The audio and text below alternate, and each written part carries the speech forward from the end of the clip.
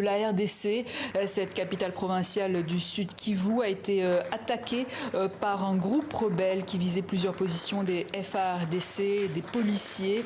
Ils cherchaient à libérer certains de ses membres emprisonnés. Le bilan s'élève à 6 morts parmi les assaillants, 2 dans les rangs de la police et un militaire. L'armée congolaise continue les opérations de ratissage. Commerce et écoles sont à l'arrêt. Mais que s'est-il réellement passé depuis 1 heure du matin? On voit cela avec ce reportage de Joseph Amani Alimassi, récit Grégory Fontana. Les tirs d'armes légères et même d'armes lourdes résonnent encore au petit matin, au moment où l'armée achève son déploiement dans les rues de Bukavu. Comme vous pouvez le remarquer, l'armée est accompagnée par la population.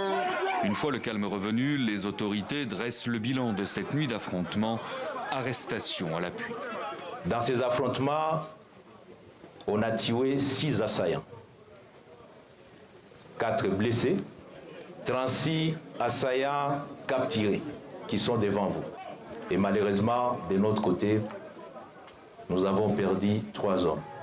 Selon l'armée congolaise, l'incursion de la nuit aurait été menée par un groupe rebelle Maï-Maï, jusqu'alors inconnu. Une quarantaine d'hommes armés venus libérer plusieurs des leurs, arrêtés quelques jours plus tôt. Ils se seraient ainsi attaqués à une base militaire de la ville, à un bureau de commandement, ainsi qu'aux locaux de la radio-télévision nationale, avant d'être repoussés par les militaires. Ils ont fait monter un drapeau là, ils écrivent Congo, Congo nouveau. Il y a les soldats de l'FARDC qui ont arrivé.